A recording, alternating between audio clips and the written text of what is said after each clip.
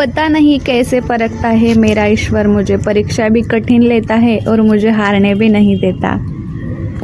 Shri Swami Samarth family. Hi hello family, मी पूजा lifestyle working blog YouTube चॅनलमध्ये तुमचं पुन्हा एकदा खूप खूप स्वागत आहे तुमचं माझ्या आजच्या नवीन ब्लॉगमध्ये.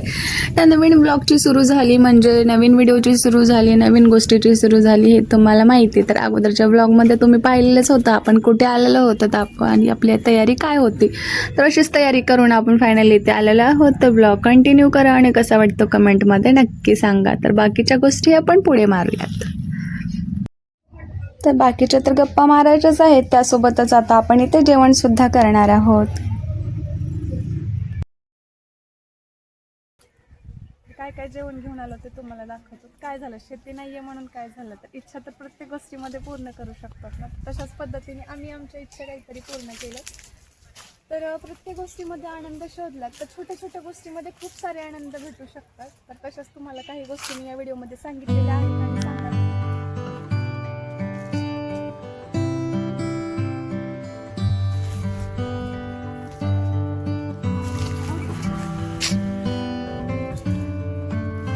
तर राज वगैरे सोबत आहे आणि त्याला व्यवस्थित बसायला वगैरे यावं आणि सगळ्यांसाठी सेफ असावं म्हणून मी एक छोटंसं फ्लॅक्स घेतलं होतं इथे. तर खूप वेळ झालं फिरलोत ना, त्यामुळे खूप सारं दमलोत, त्यामुळे पाणीसुद्धा पिलं नव्हतं. तर अगोदर इथं शांततेने पाणी पिऊयात, मग हात धुवून आपण जेवण वाढून घेऊयात.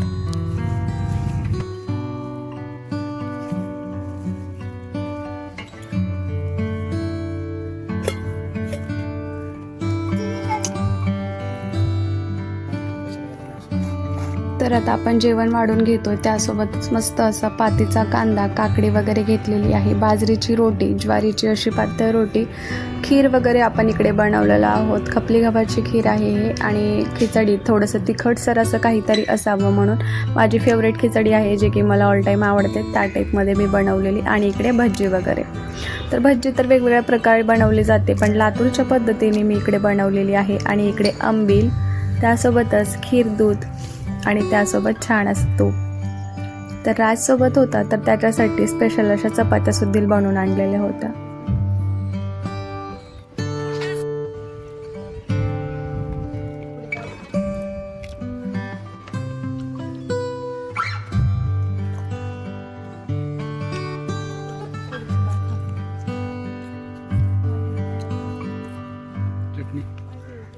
तर इकडे सगळ्यांचं चाललं स्वतःचे ताट वाढून घ्यायचं, पण माझं वेगळंच काहीतरी चालू होतं. व्हिडिओ चालू होता आणि मला व्हिडिओ शूट करायचा होता, त्यामुळं मी जे काय बनवलेलं होतं ते सगळं काही मी इथे ताटामध्ये वाढून घेत होती. तर जे काही मी बनवलं तर इकडे सगळे ताटामध्ये वाढून घेतलेलं आहे. तर अशा पद्धतीने आपण छान असा वेळामोशाचा स्वयंपाक बनवलेला होता, वेळामोशा साजरी केली होती. तर कसा वाटला माझा वेळामोशाचा स्वयंपाक नक्की सांगा.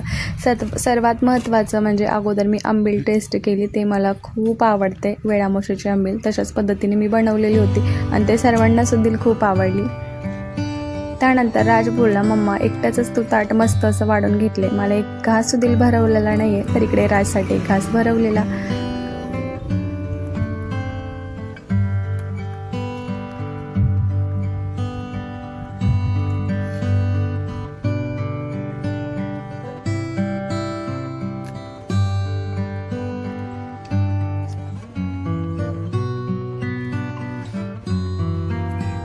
तर मग मैत्रिणींनो, वेळामोशाचं जेवण म्हटलं की कोणाला आवडत नाही, सर्वांनाच आवडतं. आणि स्पेशली म्हणजे वेळामोशा दिवशी जेवण याची आतुरता आपण बघण्यापेक्षा ना, आपण याची जास्त आतुरता बघतो. विविध भागामध्ये वगैरे झोका वगैरे बांधला जातो, म्हणजे झुला वगैरे बांधला जातो. जेवणाचं आपल्याला जास्त काही पडलेलं नसतं, पण एकमेकाच्या शेतामध्ये जे काय एन्जॉय वगैरे आपल्याला करता येतो, झुला वगैरे खेळता येतो, जेवणाच्या निमित्ताने एकमेकाला फ्रेंडला जाऊन भेटण्यात जे मजा असते ना वेळामोशामध्ये, आणि ते जास्तीत जास्त ना खेडेगावामध्ये वगैरे जिथे जास्त शेती वगैरे आहे आणि खेडेगावातल्या मैत्रिणी वगैरे आहेत ना, ह्या जास्तही एन्जॉय करू शकतात. तर अशाच दिवशी मला वेळामोशाच्या दिवशी काही गोष्टी लहानपणीच्या आठवल्या, जिथे की आम्ही आई मला या मैत्रिणीकडे जेवायला जायचे असं काही निमित्त सांगून एकमेकाच्या झुल्यावरती खेळण्यासाठी हट्ट करून जायचा आणि खूप वेळ तिथून झुल्यावरून उठायचंच नाही. अशा पद्धतीने काही वेळामोशाच्या आठवणी आहेत आणि त्या खरंच खूप छान आहेत. तर तुम्ही सुद्धा एकमेकाच्या मैत्रिणीच्या शेतामध्ये जाऊन जाऊन वेळामोशाचा झोका खेळला असेल म्हणजे झुला खेळला असेल तर मला कमेंटमध्ये नक्की सांगा. आजही तेच आतुरता आणि तेच ओढ असते जेव्हा वेळामोशा जवळ येते. तो आनंद म्हणजे खरंच वेगळा असतो. आज तुम्हाला एक रोटीवरून मी गोष्ट सांगते. जेवढं इतकं आवडीने मी रोटी वगैरे बनवते आणि माझं रात्रीच चाललेलं पातळ रोटी बनवायची की थोडंसं जाडमध्ये, तर मला आठवलं की वेळामोशा म्हटलं की थोडंसं पातळमध्ये आणि कडकपणा जास्त पाहिजे असतो, तेव्हाच ते भजीसोबत आणखीन थोडीशी टेस्टी लागते. तर आज इतकी कडक रोटी मी खाते तर मला असं इतकं म्हणजे हॅप्पी वाटतंय ना की खरंच हे सणाला वगैरे ह्या खातात आणि हे याच्यासोबत असं बनवतात. म्हणून खरंच लग्न झाल्यानंतर एका मुलीचं आयुष्य ना एकदम बदलून जातं बरं का. जे की शाळेतून आल्यानंतर जर आपण आपल्या स्वयंपाकघरामध्ये जाऊन गेलोत आणि तिथे जर बिना आवडीचा जर आपला स्वयंपाक असेल तर माझ्या डोळ्यामधून तरी धाराच लागायच्या. खरंच सांगते मी सिरियसली. जेव्हा पण मी घरी स्कूलमधून आले ना तर घरामध्ये जर पाहिलं मी जेवण वगैरे काय आहे, तिथे जर मला माझ्या बिनावडीचं जेवण दिसलं किंवा रोटी वगैरे असं काही बनवलेलं दिसलं तर मी उपाशी बसायची किंवा तसंच तरी चिडून शाळेमध्ये तशीच निघून जायची किंवा असेच काहीतरी पॉकेट्स वगैरे खाऊन माझं पोट भरून घ्यायचे किंवा काही वेळा चिडून उपाशी सुद्धा राहिलेली. पण लग्न झाल्यानंतर एका मुलीमध्ये किती समजदारपणा येतो ना. फॅमिलीसोबत टाईम स्पेंड करायचा, फॅमिलीला काय हवं नको ते बघायचं किंवा त्यांच्या आवडीचा स्वयंपाक वगैरे बनवायचा किंवा जे सण वगैरे आहेत ते साजरी करायचं आणि जे जेवण आवडत नाही ते सुद्धीलाच आवडीनं जेवण करायचं.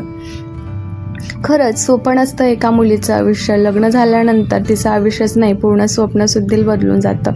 जे दुसऱ्यांचे स्वप्न असतात त्यातच तिचे स्वप्न असतात आणि दुसऱ्यांचे सुख किंवा समाधान हॅपीनेस असतो तोच तिचाही हॅपीनेस असतो आणि त्यामध्ये हळूहळू ती रमायला लागते आणि स्वतःची पण खुशी त्यामध्ये शोधायला लागते. ज्या गोष्टी आवडत नाहीत त्या करायच्या सोडून द्या. आपण विचारसुद्धा त्याचा करत नव्हतो, पण लग्न झाल्यानंतर आयुष्य कसं असतं ना, ज्या गोष्टी आवडत नाहीत त्यासुद्धा कराव्या लागतात. थोडक्यात सांगायचं म्हणजे जितकं की रोटी आणि भाजी घरी बघितले ना मला खूप अशी चिड निर्माण व्हायची आणि रागसुद्धा यायचा बरं का. आज तेच मी इतकं आवडीनं कसं खाते ते मला खरंच काही कळत नाही आहे. तर राजसाठी मी म्हटलं की इकडे त्याच्यासाठी चपाती वगैरे बनवलेली होती, बाकीचे तर पदार्थ सगळे बनवलेले होते, पण तो बोललेला होता मम्मा माझ्यासाठी चपाती बनव. तर मी त्याला सांगत होती की तू सुद्धा हे खायचं आहे, तर तोही माझ्या हट्टा खाते. 2 ते 4 घास रोटी आणि म्हणजे ते भजी वगैरे घेतला, तो चपातीसोबत खाल्ला. पण त्याने मी जे सांगितलं ते सुद्धा ऐकलं. तर मला वाटत होतं की मी लहानपणी हे सांगितलेली गोष्ट कधीच ऐकत नव्हती. मला आवडत नाहीये ते, मला खायचं नाही, मी असं बोलत होती. ते माझं बाळ आज माझ्या एका शब्दावरती ऐकते.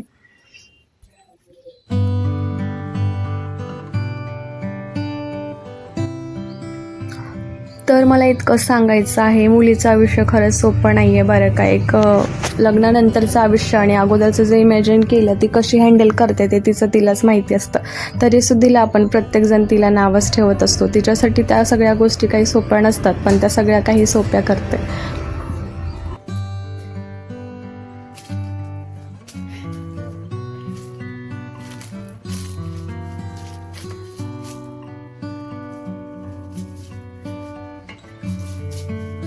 तर जेवण झाल्यानंतर ना एकदम मी शांतपणे मोबाईल घेऊन बसलेली, कुठले रील्स काढायचे म्हणून 1-2 रील्स शोधत होती. तोपर्यंतच माझ्या बाळाचं जेवण झालं आणि इकडे बघा तो कसं करत होता. त्याचं माझ्याकडे लक्ष नव्हतं आणि माझं त्याच्याकडे. मी चुपचाप हा व्हिडिओ घेतलेला होता.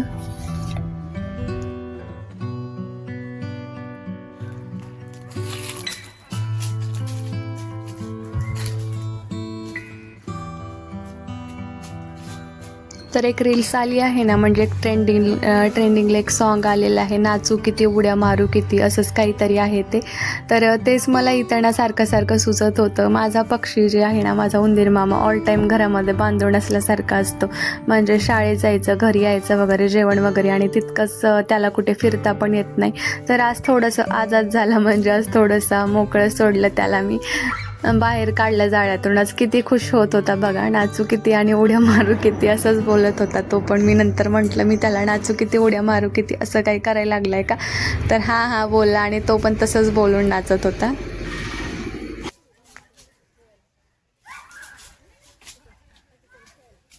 मग नंतर मी ते सॉन्गसुद्धा लावलेलं, तर तो बोलत होता मम्मा मी नाचू किती उड्या मारू किती, माझ्या मना शालकं झालं, असं काहीतरी बोलत होता तो नंतर.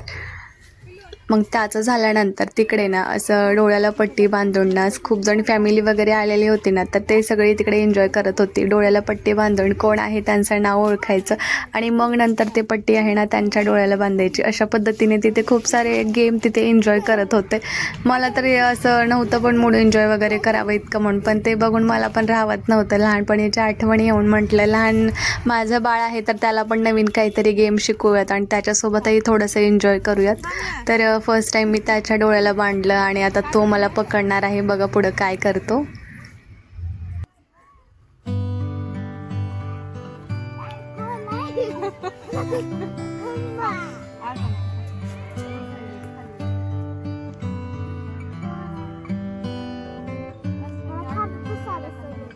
नाही बघायचं कसं कोण आहे ते बघ. ते बघ काय ना कसं करायलंय.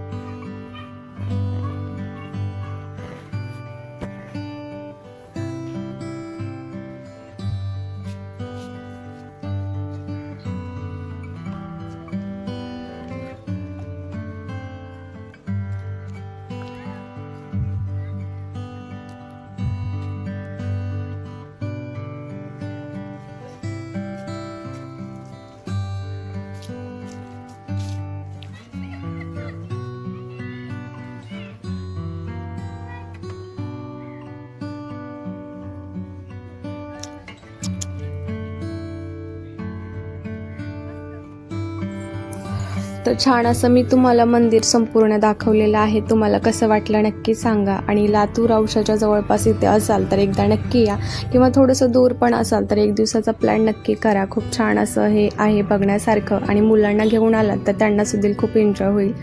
तर फॅमिली, गेलेला क्षण परत येत नाही म्हणून आहे त्या क्षणामध्ये प्रत्येक क्षणाचा आनंद घ्यायला शिका आणि सतत आनंदी राहायला शिका. तर आता येत आहे 2026. सर्वात अगोदर सर्वांना हॅप्पी न्यू इयर. नवीन वर्षाच्या सर्वांना खूप खूप शुभेच्छा. जे काही दुःख, त्रास किंवा काही यातना किंवा कोणाकडे मन दुखावलेले आहेत त्या सगळ्या गोष्टी विसरून जा आणि नवीन वर्षाची नवीन अशी सुरुवात करा. भेटूयात पुन्हा नवीन व्हिडिओमध्ये.